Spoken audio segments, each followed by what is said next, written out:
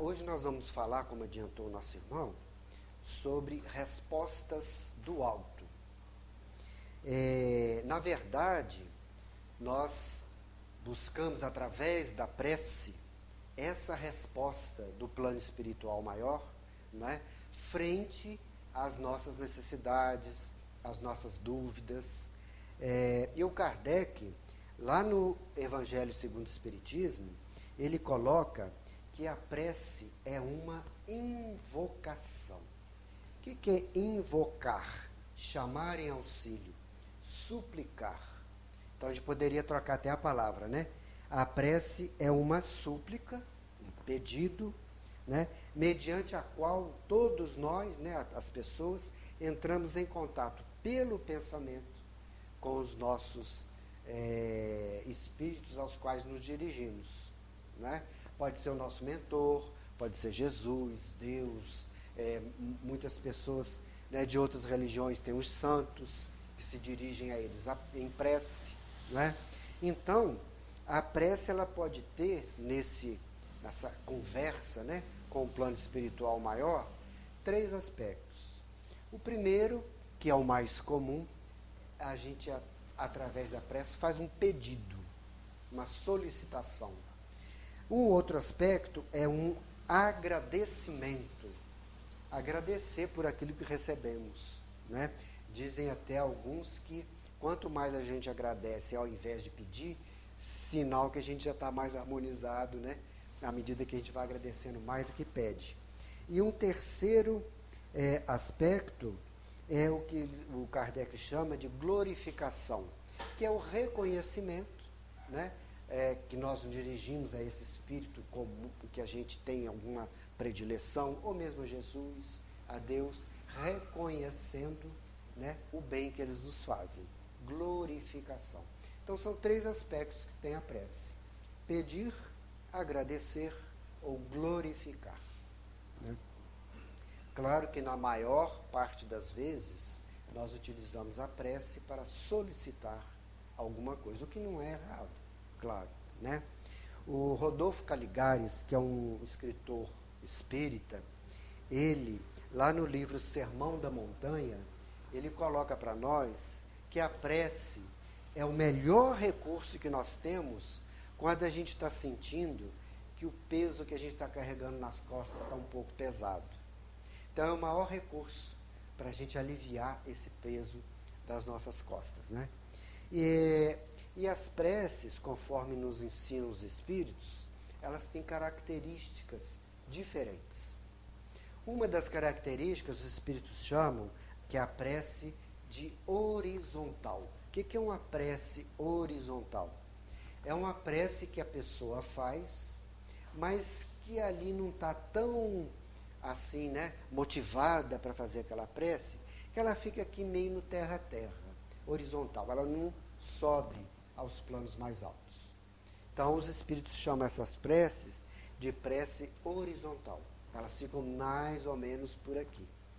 Às vezes atinge algum espírito que esteja entre nós aqui, que possa nos ajudar, mas não é o ideal.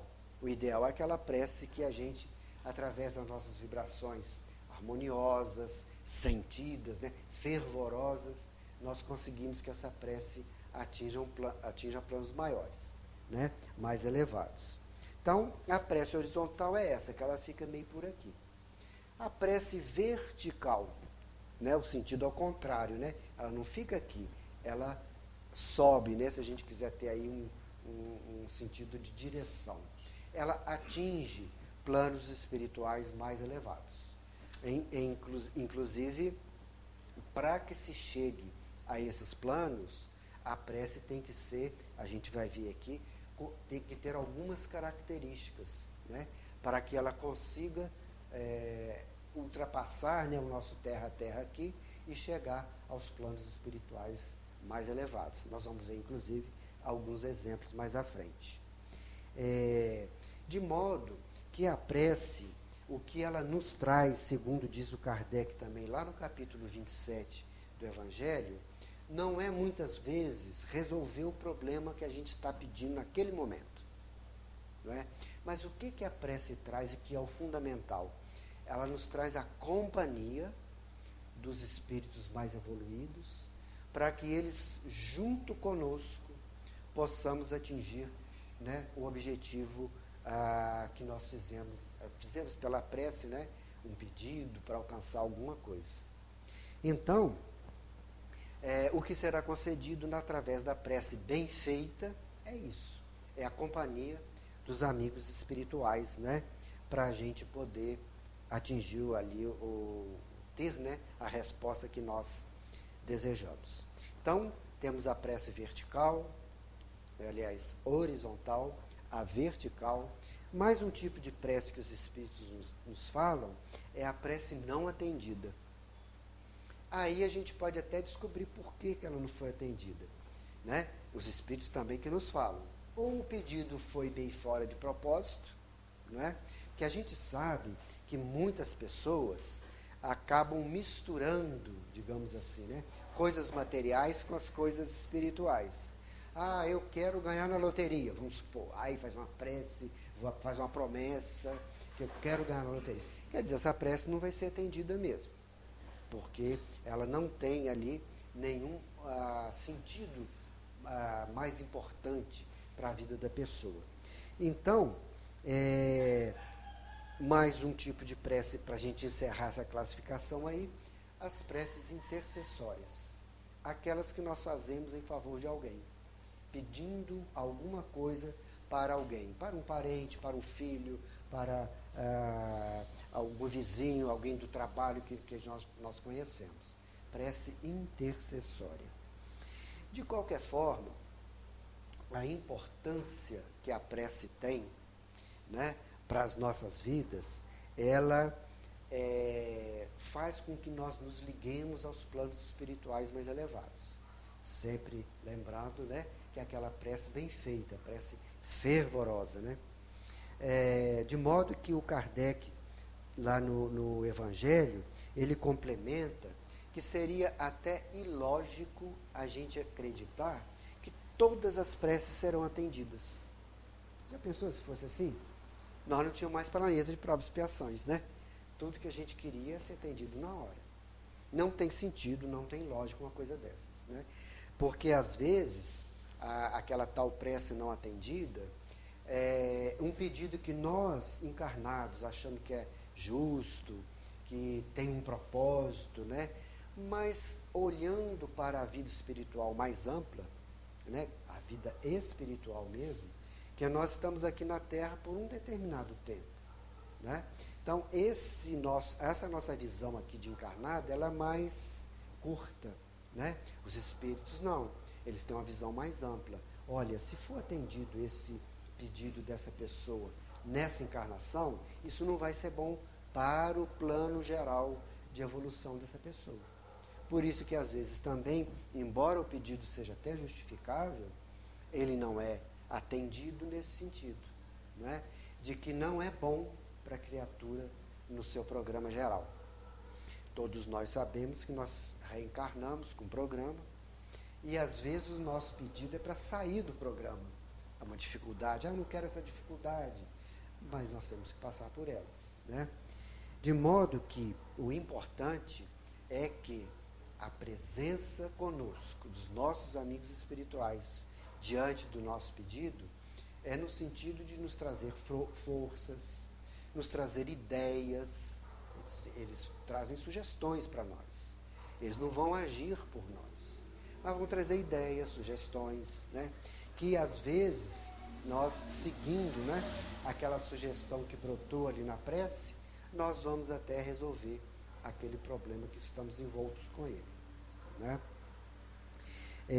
De modo que a gente poderia até resumir que uma prece bem feita, fervorosa, que atinja os planos espirituais mais altos, o que ela vai nos trazer de resposta, a resposta do alto, não é muitas vezes a presença desses amigos espirituais conosco. Eventualmente, um pedido que façamos vai ser atendido também, não é? Eu estou com um filho com um problema de saúde, eu oro, eu peço, e os espíritos vieram, colaboraram para a saúde daquela criança ou filho se normalizasse. Então, nós podemos ter pedidos respondidos, ou auto-respondendo mais imediatamente.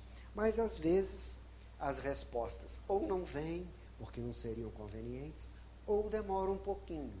Nós vamos ver na frente que, para atender de maneira correta, às vezes demora um tempo para poder os espíritos agirem, né?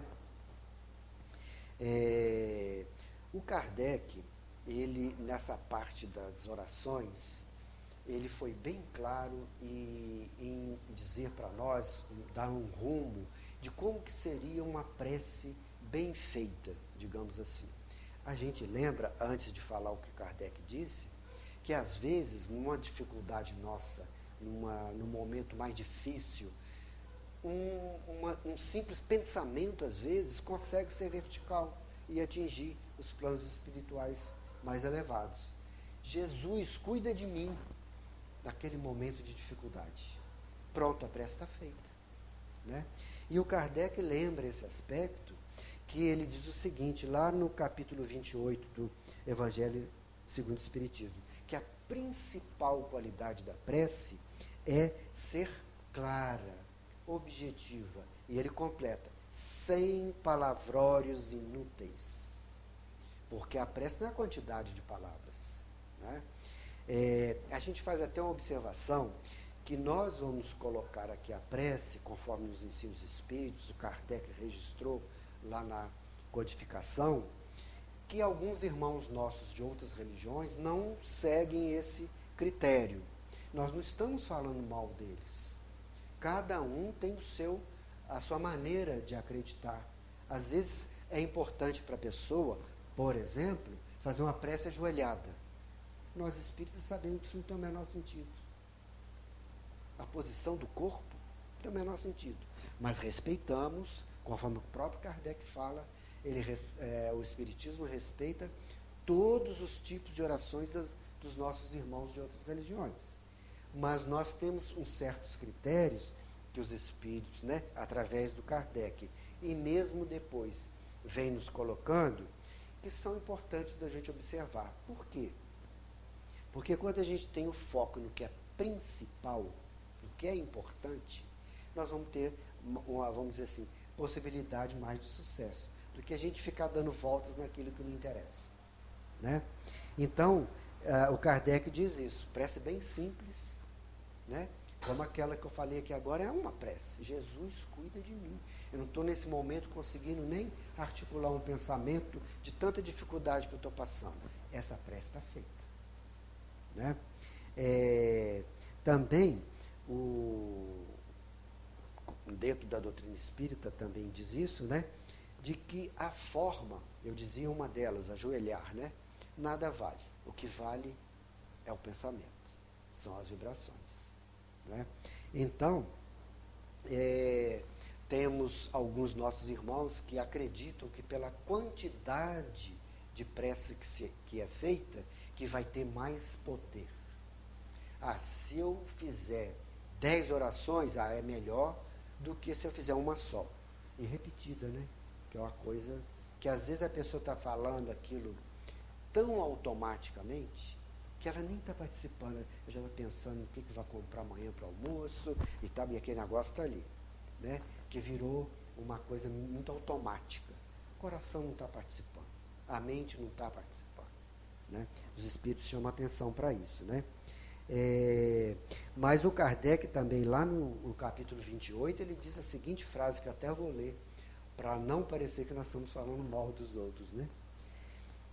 O Espiritismo reconhece como boas as preces de todos os cultos, quando ditas de coração. Então, os nossos irmãos das outras religiões têm a sua maneira, né, da cultura deles, de fazer as suas preces, né? E claro, muitas têm valor, apesar de terem ali algum contexto que não tem muita importância. O Emmanuel, no livro Pão Nosso, né, ele diz o seguinte, que a sincera atitude da prece, ela não obedece a movimentos mecânicos. em pé, sentado, agora eu levanto, agora eu vou para lá, agora eu vou de joelho, agora... Para o Emmanuel, né, que a gente sabe que é um espírito de altíssima envergadura, ele diz que isso não tem valor nenhum. Por quê? Porque o que interessa são os pensamentos, são as vibrações. Né? A prece, ela não nos tira as nossas provações. Elas podem amenizar, mas elas não tiram. Vocês já notaram uma coisa? Às vezes quando nós temos que fazer algo, aqui mesmo no mundo material, né? Vamos supor, por exemplo, eu tenho que ir no cartório resolver um problema de um documento. Mas eu não estou entendendo bem esse documento. Lá no cartório eu não sei bem a hora que eu chegar lá o que eu vou falar. Eu estou meio em dúvida disso aqui. Aí vem uma pessoa amiga, ou um parente, um conhecido, um vizinho, vou com você que eu entendo um pouco disso. A gente não fica mais tranquilo? Não é? Mesma coisa, a presença dos amigos espirituais conosco para a gente enfrentar os problemas. Nós vamos ter que enfrentar. Mas com a presença deles, é como aquele amigão do peito que está do nosso lado. Né? Nós vamos ter mais coragem, vamos ter mais energia, mais harmonia para poder enfrentar aquele problema. De modo que o objetivo maior da prece é obter a companhia dos amigos espirituais para ombrear conosco na resolução dos nossos problemas. Não é para tirar as nossas dificuldades, mas amenizar e até resolvê-las, porque nós estamos aqui para isso, né? Para resolver dificuldades. E com a presença deles, com a ajuda deles, a gente sabe que a gente pode mais, né? Digamos assim. Os espíritos também colocam que a prece, ela sempre ampara. Eles não dizem assim, às vezes ampara. A prece sempre bem feita, que a gente diz, né? Ela sempre ampara. Nós vamos ter essa resposta do alto, às vezes, sem perceber naquele momento. Mas eles não vão deixar uma prece fervorosa sem resposta. Esse eles não deixam, não. Né? De modo que os espíritos vêm junto de nós, né? Para que aumente as nossas forças para a gente resolver problemas.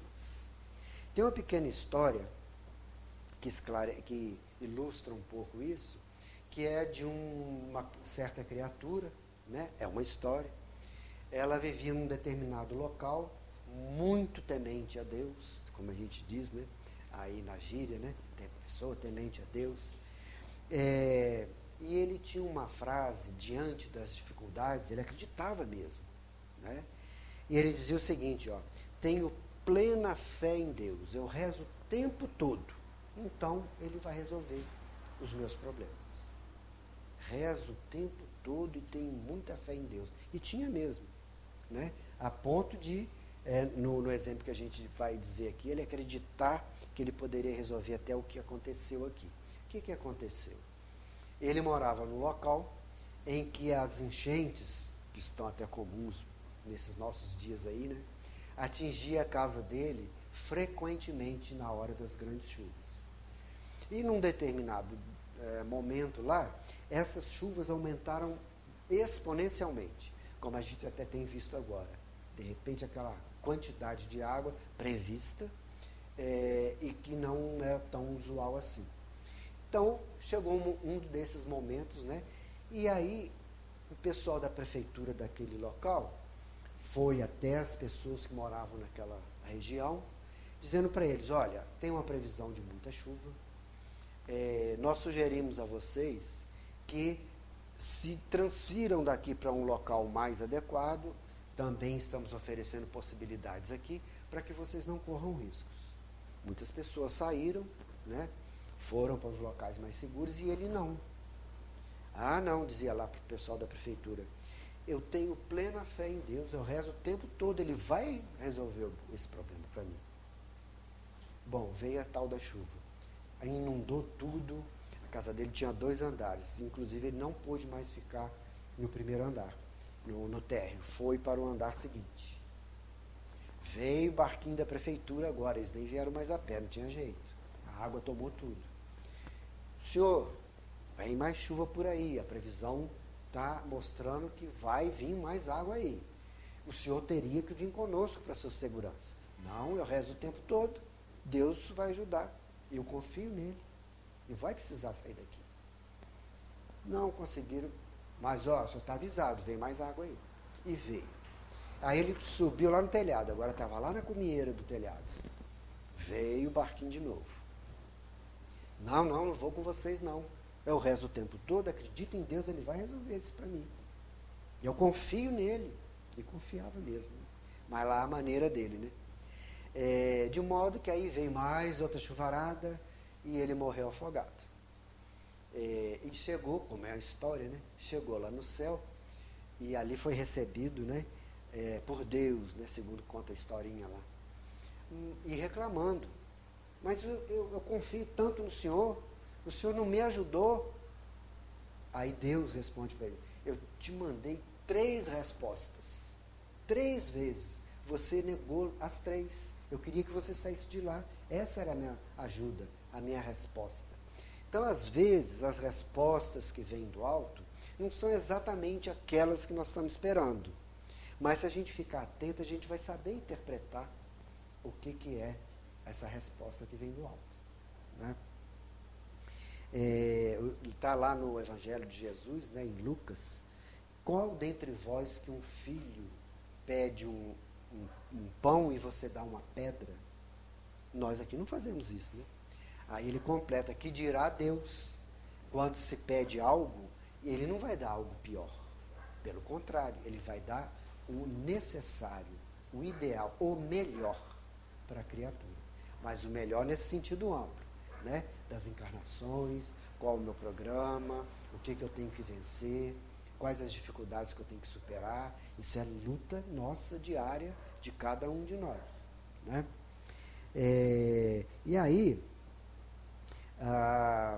muitos fatos, né, que acontecem até após as nossas orações, os nossos pedidos, até a gente fica meio, dependendo da situação, né? Puxa vida, eu faço tudo. A gente acha que faz, né? Faço tudo, eu peço ajuda, ela não vem, a pessoa fica desanimada, né? No exemplo que nós vamos ver daqui a pouco, a gente vai ver que a resposta virá sim, como diz ali, já disse, né? Sempre vem a resposta boa às nossas preces, diante, né, daquilo que a gente precisa. Às vezes, por exemplo, a espiritualidade age de maneiras inusitadas até. Vamos supor, a pessoa está indo para o aeroporto pegar um avião. De repente, a espiritualidade já tem informações ali que aquele avião pode ter algum problema, que eles sabem com antecedência, né?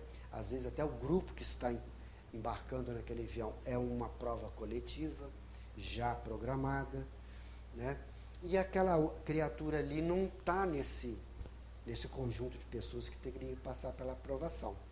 Por exemplo, desvia o carro da estrada lá, ele fura um pneu.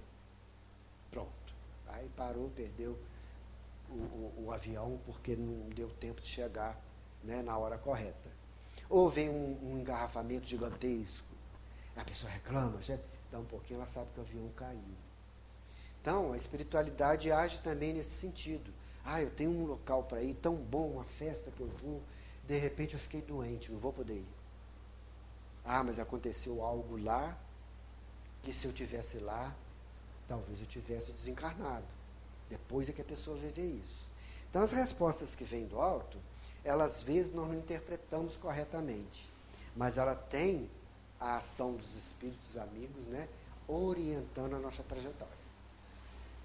Uma outra pequena história, né, que mostra isso também, é de um náufrago. Ele estava num navio e ali houve uma tempestade e aquele navio veio a naufragar.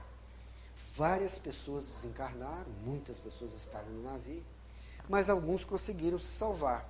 Agarraram aos destroços do navio e, por alguma razão, né, o próprio mar, né, empurrando aquelas pessoas agarradas nos destroços, uma dessas pessoas foi parar numa ilha. Né? E ali, quando ele chegou, e uma pessoa muito, realmente muito crente, digamos assim, né? Lá até na hora do naufrágio, ele fez a sua prece, aquela rápida, né? Que nesse momento a gente não vai parar, vai pensar, nem dá para isso, né? É aquilo que eu falei no início, Jesus cuida de mim, e já vou resolver aqui, ver o que eu faço, né? E Jesus cuidou desse aí, tanto que ele foi levado até uma praia. E ele pediu em prece para que isso acontecesse e tudo. Quando chegou lá, ele agradeceu em prece, ajoelhado, né, tão a emoção que ele estava ali no momento, por ele ter sido poupado, né, daquela tragédia toda lá. E ali ele começou na ilha a andar, uma ilha pequena, com pouca vegetação. Tinha lá alguma coisa que podia ali servir de alimento, mas era muito pouco. E ele, com os próprios destroços que o levou até a praia, ele montou uma espécie de uma cabaninha ali, né, colocou algumas folhas em cima e tal, porque a ilha é desprovida de sombra e se ele ficasse naquele sol direto, ele não iria suportar. Pois bem, ele andava na ilha todos os dias, né, sempre orando, pedindo a Jesus que alguém pudesse encontrá-lo ali, fervorosamente mesmo. E aí ele ia andando na ilha, buscando alguma coisa para comer, achou lá uns coqueiros mais adiante, bebeu uma água de coco e tal, e assim foi levando a vida. E de modo que passaram-se ali alguns dias. Num determinado dia, ele estava afastado ali da tal cabaninha que ele montou, né? E veio uma tempestade muito violenta, de raios, bastante trovões. Um desses raios caiu em cima da cabaninha dele e pegou fogo. Aí, na volta que ele veio, né, da pesquisa dele por alimentos, ele viu aquilo, aí ele se desequilibrou. Aí ele já nem mais rezou, já xingou. Ficou, mas eu faço, eu já rezei tanto, eu já pedi, e não vem ninguém aqui. E ele ficou revoltado mesmo diante daquela situação. Agora que eu não vou suportar, como é que eu vou, né, me proteger do sol? E assim foi, nas reclamações.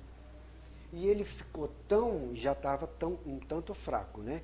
E ali naquela situação ele ficou tão alterado que ele acabou meio que desmaiando mesmo, ali na areia da praia.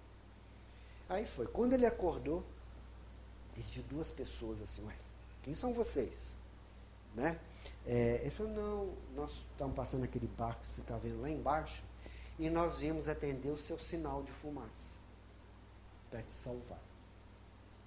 Então, a gente vê que o plano espiritual, ele tem maneiras de agir para responder aos nossos pedidos, né?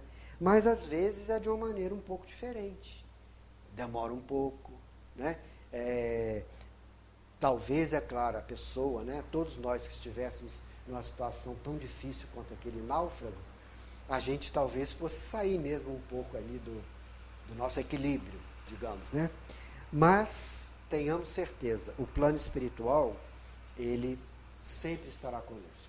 O que nós precisamos é ter uma humildade de reconhecer que se a resposta não veio até agora, ela pode vir um pouco mais à frente, e se não vier, é porque não seria bom para mim.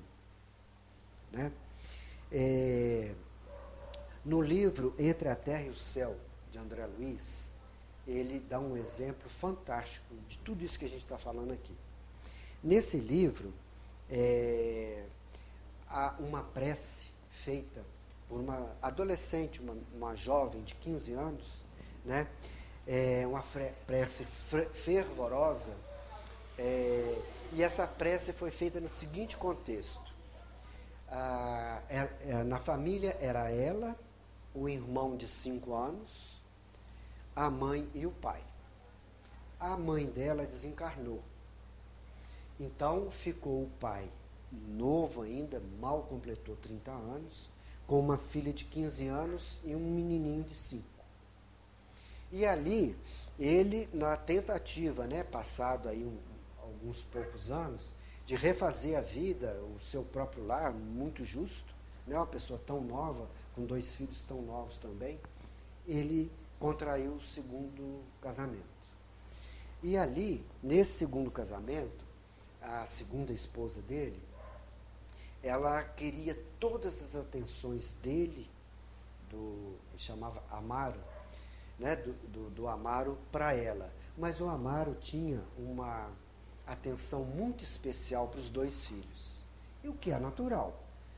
Jovens, uma menina adolescente, um menino muito novo, sem a mãe anteriormente. Então ele se dedicou muito às crianças, né, para poder, né, ali superar aquelas dificuldades da falta da mãe deles.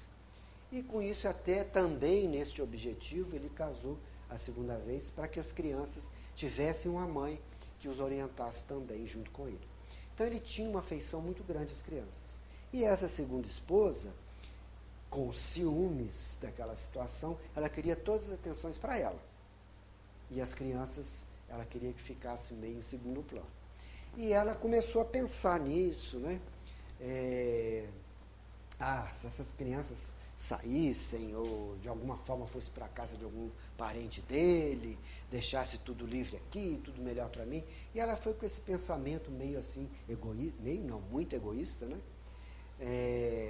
E num determinado dia que eles estavam na praia, isso ocorreu no Rio de Janeiro, na década de 1940, mais ou menos, o menino veio a desencarnar afogado na praia. E ela ficou com remorso daquilo, porque ela achou que aquele desejo dela de que as crianças, né, fossem para outros locais para deixar ela sozinha lá com o marido, né, achou que aquilo tivesse tido influência no afogamento do menino. Não teve, mas ela achou que tivesse. E aquilo criou uma vulnerabilidade nela, remorso. É o que ela entendeu ali diante da situação. A primeira esposa do Amaro, que era a mãe dessa menina, a mãe do menino, né?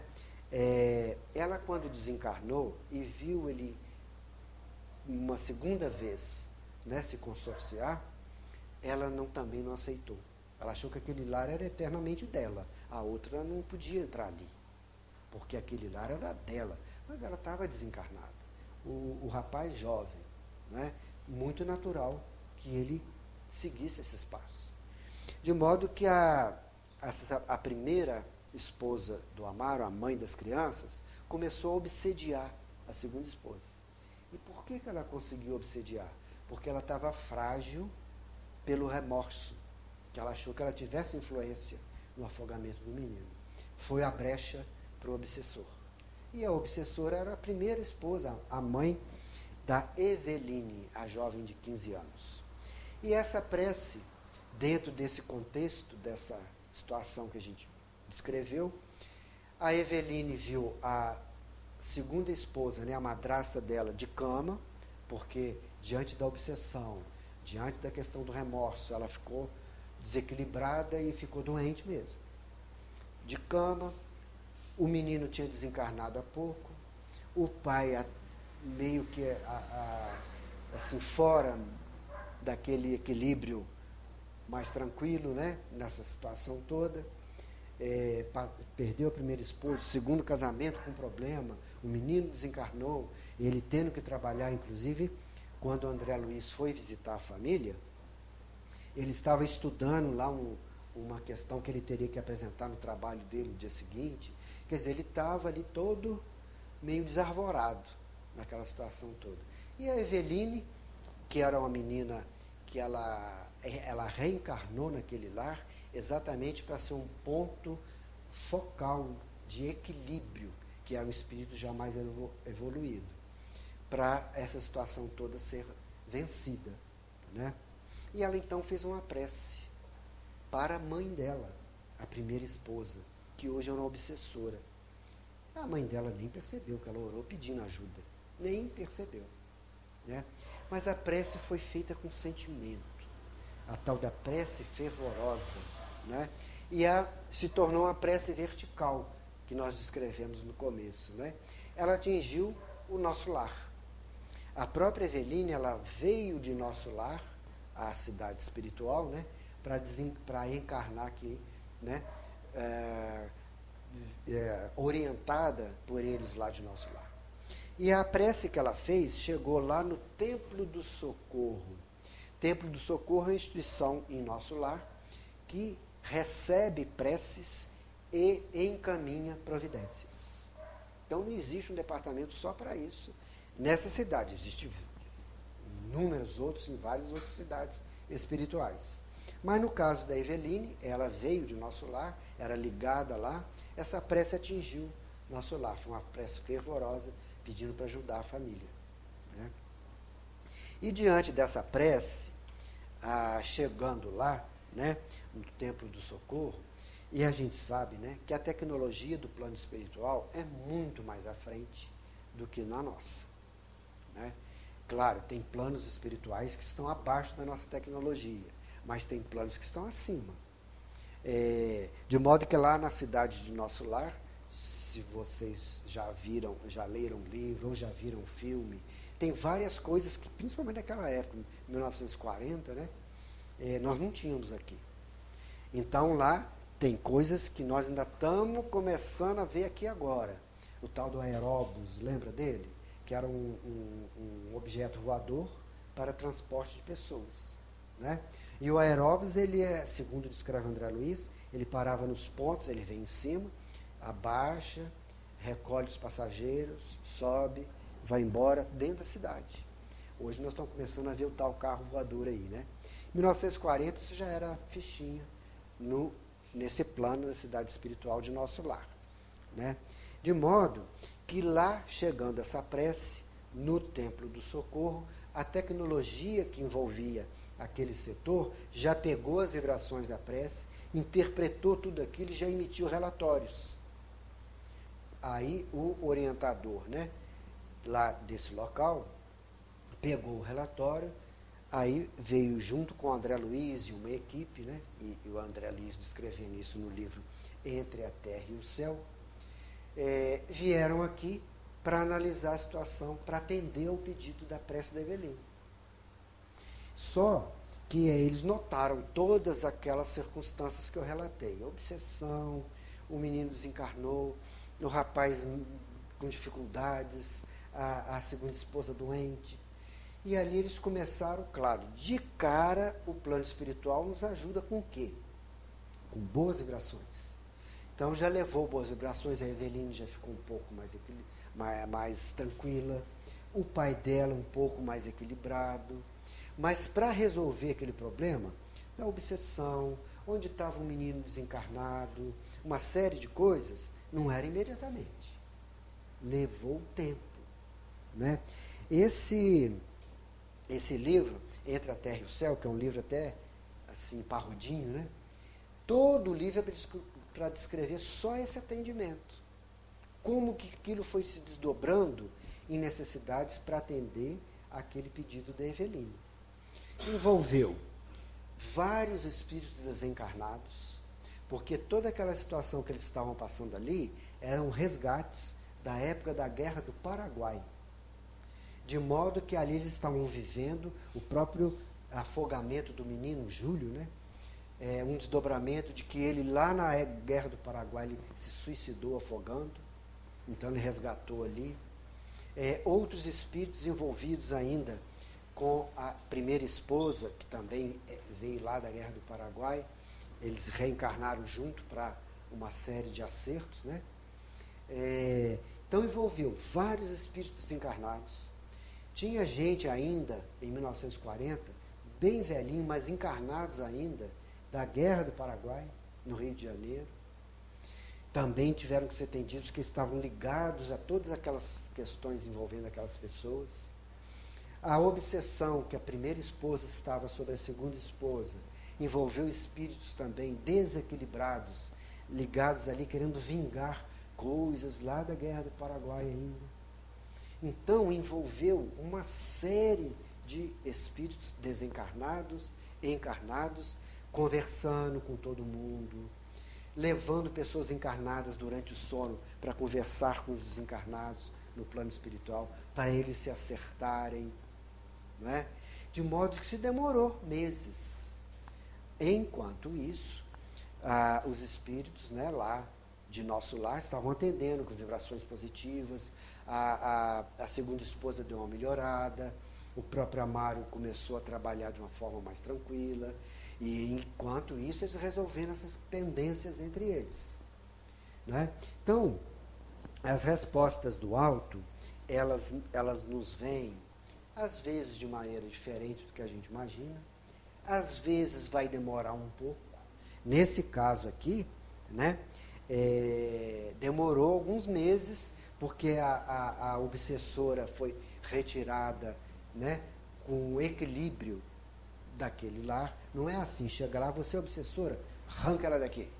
Não é assim que o plano espiritual superior resolve as coisas. Não, ela também é uma criatura, filha de Deus também.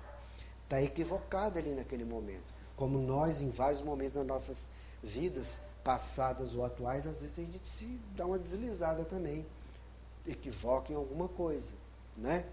Nós somos seres evoluídos ainda. Né? Nós passamos por esses percalços. Então, o plano espiritual superior atende de maneira conveniente a todos aqueles envolvidos. De modo que, através do convencimento, através de argumentos, através de tratamentos, as pessoas vão reconhecendo que elas estão em erro e muda a postura. Daí, a obsessora saiu do lar, ela própria foi encaminhada. Os espíritos conseguiram que, através do sono, tanto a Eveline quanto o pai visitassem o Júlio, o menino de 5 anos que estava desencarnado no plano espiritual. A própria mãe dele, que era obsessora, se equilibrou, conseguiu também visitá-lo. Ou seja, isso demorou um pouco. Né?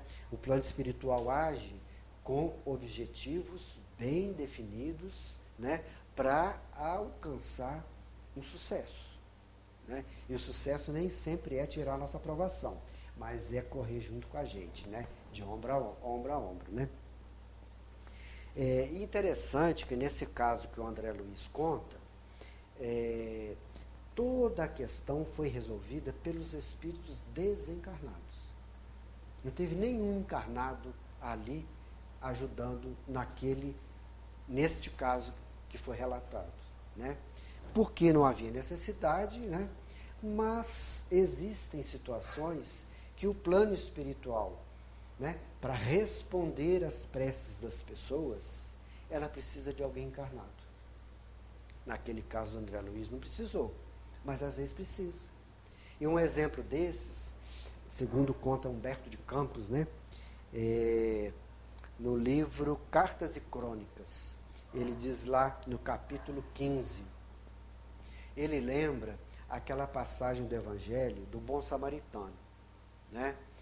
O que é essa parábola, né, contada por Jesus? Havia uma pessoa que ia de Jerusalém até uma outra cidade, que é Jericó.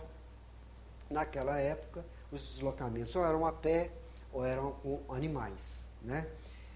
Ou montando nos animais, ou com alguma carroça, alguma coisa desse tipo. É o que existia. E essa pessoa, no meio do trajeto, foi assaltada. E ela estava montada no animal, né? Os ladrões bateram nessa pessoa para poder retirar os seus bens, né? Machucaram ele de uma forma bem intensa, né? E ele ficou ali caído no chão e levaram tudo dele embora. E ele fez uma prece fervorosa, pedindo a Deus que de alguma forma o ajudasse. E esse pedido da prece fervorosa é a prece vertical, chegou lá no destino. Então, os espíritos mandaram um mensageiro, né, para que atendesse às necessidades daquele que estava solicitando. Aí o espírito chegou lá, primeira coisa, como os espíritos fizeram lá no caso da Eveline também, né? Primeira coisa, vamos trazer boas vibrações, algum sangramento, alguma coisa que ele estava lá, eles conseguem estancar através do magnetismo, né? Então, aquele primeiro atendimento, o espírito conseguiu dar. Agora, e outra, eles pegaram essa pessoa e jogaram lá no meio do mato, que na estrada ninguém percebia muito bem, não. Então, o que esse espírito mensageiro, né, que veio atender a prece tinha que fazer? convencer alguém através da intuição para chegar até ali, pegar aquela pessoa e levar a um local adequado. Ele, como espírito, não conseguia pegar. Então ele precisava de alguém encarnado, né? E aí passou por ali, naquele momento, um sacerdote. O espírito, na mesma hora, esse mensageiro, né, que veio para atender, intuiu a pessoa percebeu, olhou e viu mesmo ali aquela pessoa acidentada, né? Só que o sacerdote, que cuidaria, né, das coisas de Deus, resolveu ignorar. Não vou atrasar meu compromisso, vou deixar isso para ele. E foi embora. Continua Jesus contando a história, né? Aí veio uma segunda pessoa que passou por ali. Na mesma hora, o espírito mensageiro intuiu, ele olhou, ele viu que tinha ali, era um levita. Levita era um doutor da lei, que cuidava das leis materiais, né? Quer dizer, uma pessoa que poderia até ajudar mais profundamente até para pesquisar o que houve e encaminhar. Ele tinha, né, como encaminhar aquela pessoa para um tratamento. Era um levita, uma pessoa que tinha trânsito mais fácil na sociedade da época. Mesma coisa. Não vou me envolver com isso aí não. Eu tenho compromisso, e depois eu que entendo de lei, amanhã ou depois vão me questionar por que será que não fui eu que fiz isso? Não quero me envolver com isso não. Foi embora. Então, aí, duas pessoas que a gente acreditaria, né, que em princípio ajudariam imediatamente. O que cuida das leis de Deus e os que cuidam das leis dos homens. Não quiseram. Aí Jesus, continuando a história, aí veio um samaritano. Por que Jesus fala samaritano? Samaritano é alguém da região que mora, é originário, que nasceu, né, que faz parte ali da Samaria, uma região da Judéia. E eles eram tidos pelos judeus de Jerusalém ou de outras partes do país, que eram pessoas que eles não gostavam deles, por coisas assim bobas. Por exemplo, para orar tem que orar ajoelhado, vamos supor, é da tradição lá dos judeus. Mas esse povo da Samaria não considerava isso. Orar não tem a ver com ajoelhar. O meu pensamento é que é o que vai valer, né? Então os judeus não gostavam deles, falavam que eles eram preguiçosos, que eles... Aí Jesus colocou de propósito esse que eles não gostavam, esse parou e ajudou. O espírito intuiu, ele percebeu, na mesma hora, ele fez ali até alguns curativos. Naquela época as pessoas viajavam, né, levavam alguma coisa nesse sentido, porque as viagens podiam ter acidentes, era uma coisa muito precária, né? Então alguma coisa assim de primeiros socorros eles levavam.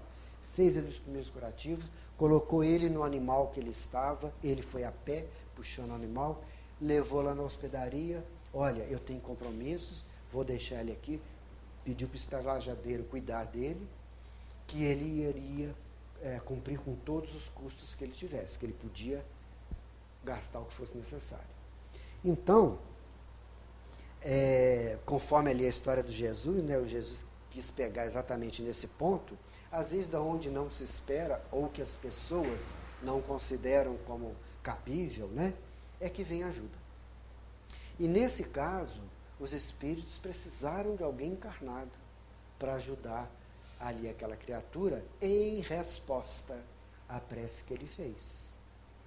E muitas vezes nós somos às vezes convocados para algum trabalho, para alguma assistência, e às vezes a gente faz vista grossa.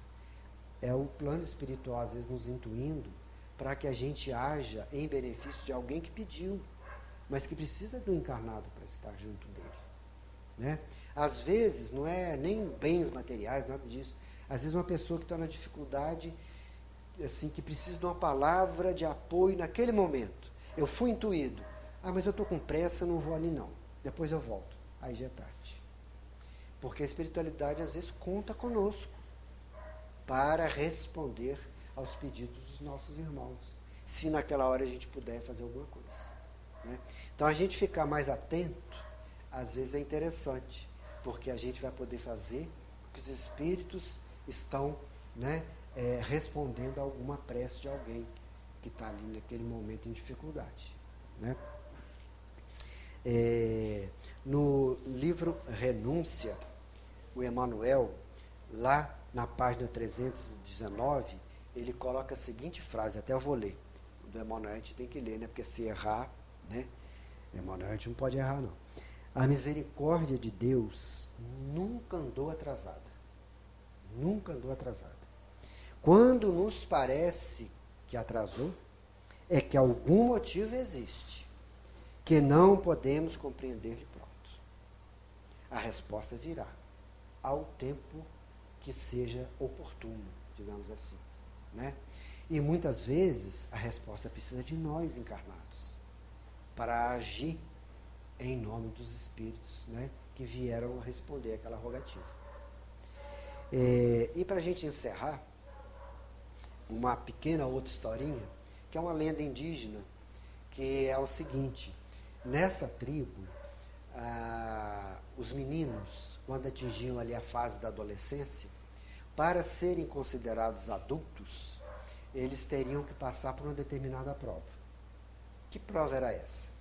A prova era a seguinte: o pai ou o responsável daquele menino levava-o lá no interior de uma mata, né?